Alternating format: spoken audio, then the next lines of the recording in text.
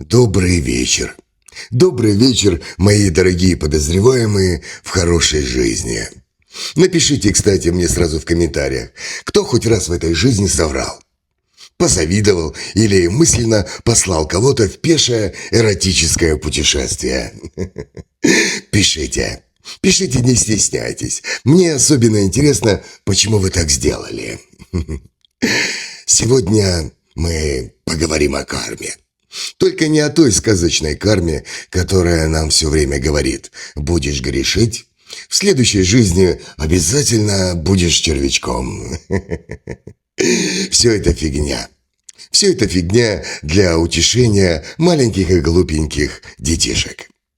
Потому что настоящая карма работает вовсе не так. Настоящая карма – это как доставка пиццы на дом. Иногда быстро, а иногда с задержкой.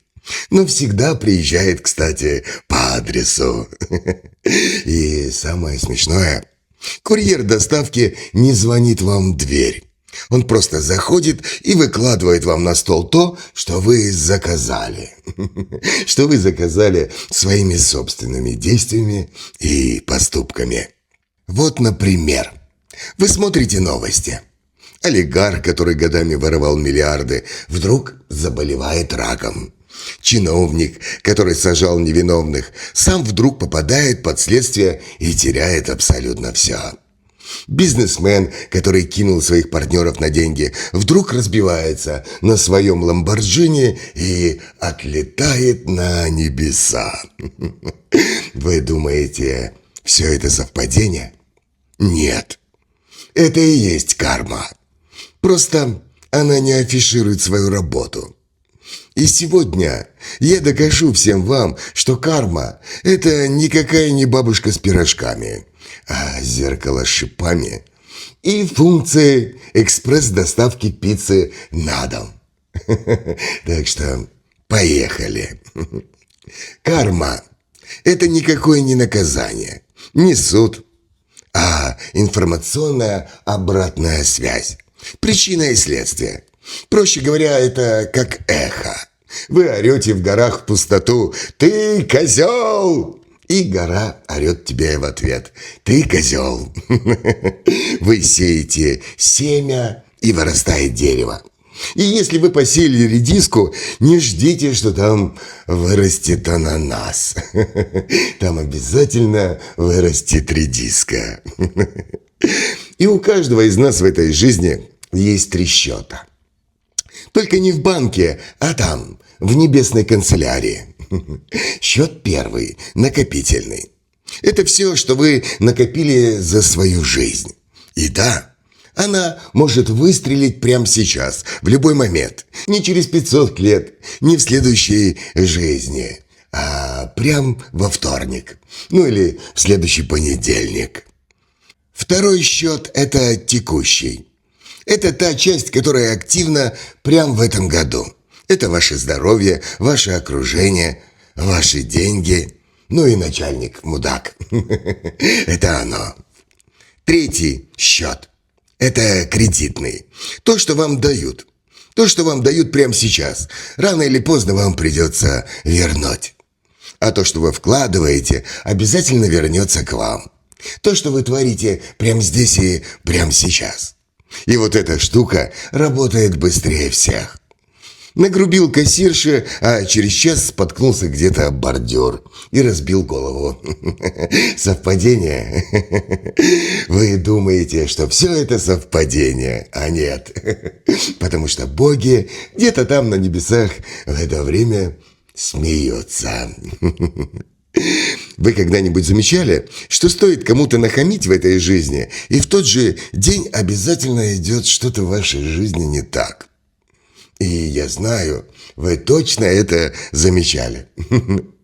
Но при этом думали, что это, просто день сегодня какой-то не такой. Что-то с погодой как-то не так. А нет, это и есть карма. Карма экспресс-доставки. Давайте-ка возьмем реальный кейс. Не будем называть имен. Назовем персонажа Вовочка. Вова украл у пенсионеров деньги на похороны. Купил себе крутую тачку, куршавелит и отдыхает где-то на собственных виллах и яхтах. Вы такие смотрите и орете. Орете внутри самих себя. А где же, собственно говоря, справедливость? А так-то, на минуточку. А справедливость уже едет. Просто она иногда стоит в пробке. Но она обязательно рано или поздно приезжает. Что происходит с такими Вовочками в этой жизни? Вариант первый.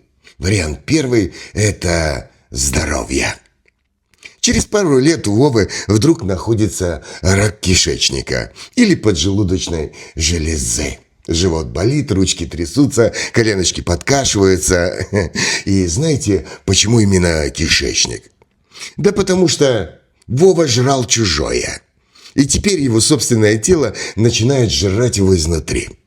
А все украденные миллионы уходят на химиотерапию, клиники в Израиле и знахарей с мухоморами. Деньги, которые должны были принести кайф, становятся платой за попытку выжить. Ты хотел жрать чужое? Жри свою болезнь. Вариант второй. У точно такого же, как Вова Игорька, вдруг умирает единственный сын. Передозировка или авария. И Игорь тоже крал у стариков. И теперь сам становится стариком, у которого украли самое дорогое. Украли будущее. И он сидит такой в своем особняке, смотрит на яхту и воет. Воет, потому что теперь у него есть все, кроме смысла жизни. Вариант третий. Такого же вора, как Вова и Игорь Серегу, вдруг партнеры по бизнесу кидают на очень большие деньги. Ну или государство приходит с проверкой и отжимает у Сереги абсолютно все. Кто-то скажет, ну это просто конкуренты. А нет, это зеркало. Зеркало с шипами. Вова создал такую реальность, где брать чужое – это норма. И теперь живет в ней со всех сторон. Живет, желудок жрет, он мучается и боится. Как дальше жить? Кстати, мои дорогие зрители, кто-нибудь видел, как люди, нажившиеся на чужом горе, потом потеряли все? А таких, так-то на минуточку, много. И это вовсе не Бог их покарал. Это Вова, Сереги и Игорьки, которые сами выписали себе счет. Просто с отсрочкой платежа. И это еще далеко не все. Потому что Бог, он не фраер. Бог обязательно шельму метит. И неважно, кто во что верит, будут ли какие-то последствия там, на небесах. Оно обязательно придет. Карма обязательно догонит. Сначала в этой жизни, а потом в следующей. Вот, например, персонаж Костик. Убил человека не в драке, а хладнокровно. Может, заказал, а может, сам, своими собственными руками. Потом отмазался, нанял себе адвоката и гуляет на свободе. А вы такие смотрите и думаете, вот гад. И ничего ему за это не будет. Нет, дорогие мои, будет. А точнее уже есть. Что происходит с такими Костями в жизни? Первое – это психика. У Кости начинаются панические атаки. Он просыпается в холодном поту, и ему снятся лица убитых им людей. И он начинает пить, нюхать, колоться, чтобы заглушить этот голос. Чтобы не видеть эти лица. А итог – либо передозировка, либо психушка. Потому что ты отнял чужой покой. Ты отнял чужую жизнь. И теперь твой собственный покой и твоя собственная жизнь, здоровье аннигилируются. Ну а близкие? У Кости вдруг погибает жена или ребенок. И, кстати, часто в автокатастрофе. И вот тут Костя, который не верил ни в Бога, ни в черта, ни в Аллаха, вдруг начинает орать в потолок. «За что? За что, Господи? Я же тебя любил!» А потолок молчит. Потому что это никакое не наказание свыше. Это закон. Закон резонанса. Ты создал вибрацию смерти, и она обязательно вернется. Обязательно вернется к тебе. Через самое дорогое. Ты хотел, чтобы кто-то умер. А умрет кто? Кто тебе дороже всего. Свобода. Даже если Кося избежал тюрьмы, он все равно в клетке. В клетке своего собственного страха. Он шарахается от каждого звонка, меняет номера, не доверяет абсолютно никому. Он живет в аду уже сейчас. Просто ад – это не сковородки и не кипящее масло в котлах, а вечный страх. Вечный страх разоблачения, и что с тобой может случиться то же самое, что ты натворил. Кстати, дорогие мои зрители, вы знаете тех людей, которые совершили в этой жизни какую-нибудь страшную вещь, а потом ихняя жизнь превратилась в кошмар. Так вот, это никакая не мистика. Это психосоматика и закон бумеранга в действии. И давайте, кстати, поговорим про самый частый кейс. Алексей. Душа компании. Уводит девушек у своих собственных друзей, кидает партнеров, сливает коллег, берет в долг и не отдает. И вроде все у Алексея круто. Карьера в гору, деньги, девушки. Но что происходит с Лешей через какое-то время? Его вдруг предает лучший друг. Или близкий человек. Тот, от кого он даже не ожидал. Любимая жена уходит к лучшему другу. Друг, которого он доверял, кидает на крупную сумму денег. Партнер по бизнесу вдруг выкидывает его на улицу. И Леша сидит где-то на обочине жизни и плачет. Почему я? Я же так верил. Я же так доверял людям. А это просто зеркало. Ты, Алексей, создал мир, где предательство – это норма. Так что получите и распишитесь. Одиночество. Одиночество тоже не заставит себя долго ждать. Особенно таких Алексеев. Потому что к 40 годам у Леши вдруг не оказывается никого в этой жизни. Друзья разбежались, жены сбежали, а дети не звонят. Потому что Леша воспитал таких же Леш. И он сидит такой в пустой квартире, пьет виски и пишет где-нибудь в соцсетях: «Люди – говно». При всем при этом не понимая, что он сам и есть главный производитель этого удобрения. И все это происходит в этой жизни. Прямо здесь, прямо сейчас. А не в какой-то там следующей. Потому что карма ускорилась. Раньше нужно было ждать какого-то там перерождения. А теперь все по-быстренькому. 21 век, понимаешь ли. Доставка за час. А вот, например, тетя Зина. Медсестра, добрая, хорошая, а муж алкоголик. Сын наркоман, ипотека, кредиты, рак. А за что? И вот вам, кстати, варианты. Первое – это выбор. Тетя Зина сама выбрала мужа себе алкоголика.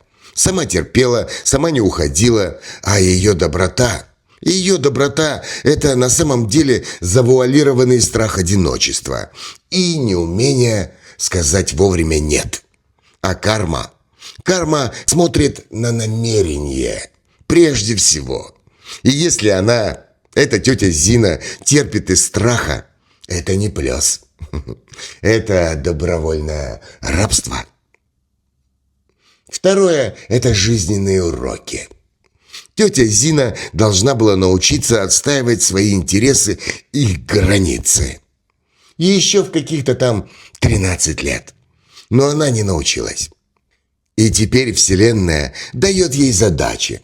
Задачи посложнее, чтобы она наконец-таки проснулась и сказала: «Так, все, хватит. Я достойна в этой жизни лучшего». А третье? Третье – это отработка кармы.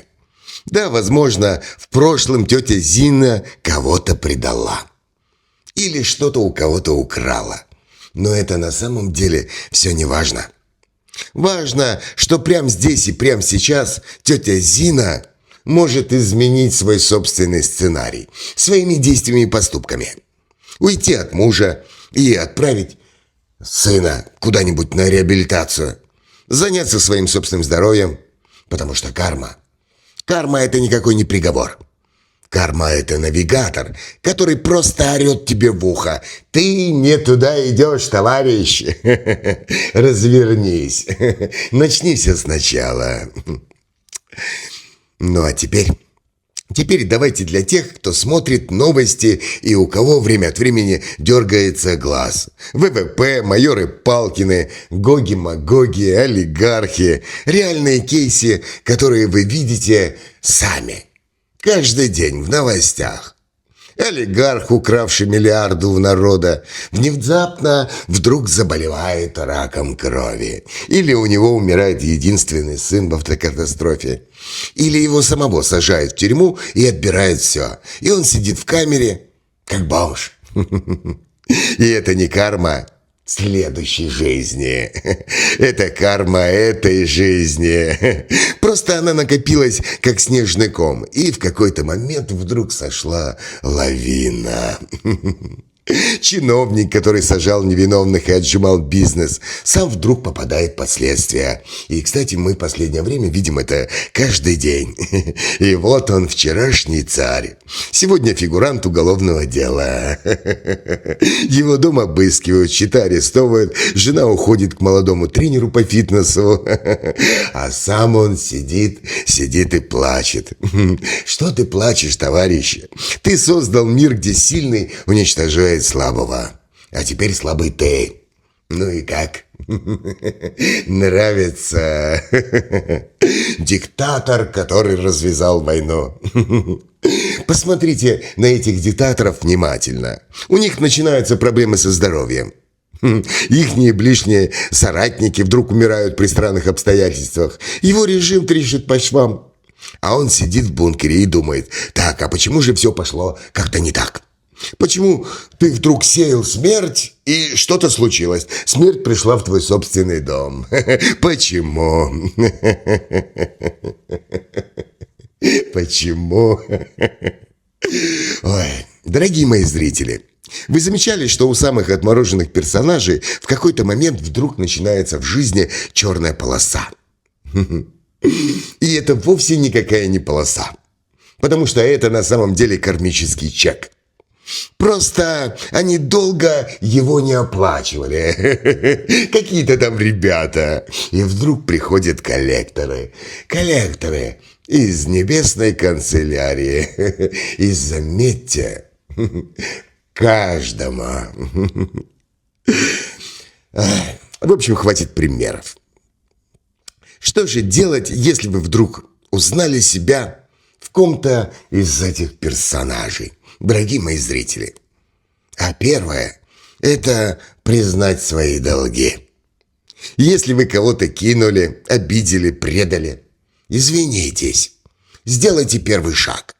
Не ждите, пока карма сделает это за вас. Через болезнь или потерю. Да, понимаю. Это стыдно, это унизительно.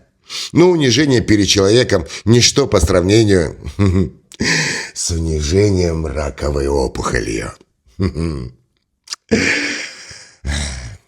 Смените, наконец-таки, паттерны, шаблоны и ярлыки в своей собственной голове. Вы привыкли врать? Начните говорить, наконец-таки, правду там, где вам страшно, там, где вам неудобно. Вы привыкли брать чужое? Отдайте кому-нибудь свое. Хотя бы какую-нибудь мелочь. Переведите бабушке на корм котикам. И это не просто доброе дело. Это перепрограммирование вашей собственной кармической матрицы. Ну, а если не сделаете, то долги, дорогие мои, придется все равно отдать, но уже по-другому и жестче. Ну и, наконец-таки, перестаньте быть жертвой. Жертвой обстоятельств. Если вы тетя Зина, уйдите, наконец-таки, от мужа-алкоголика. Если вы платите налоги никуда, начните, наконец-таки, требовать отчета. Куда, собственно говоря, делись и идут ваши деньги. Если вас вдруг кто-то унижает, оскорбляет на работе, увольняйтесь. Это не ваше место. Потому что карма любит смелых, дорогие мои товарищи. И она не помогает тем, кто ноет на диване. Она помогает только тем, кто встает. Кто встает и что-то делает. Ну а боги любят тех, кто живет по совести. Ну а всем остальным рано или поздно придется отдавать долги. И так-то на минуточку, не только в этой жизни, но и в следующей.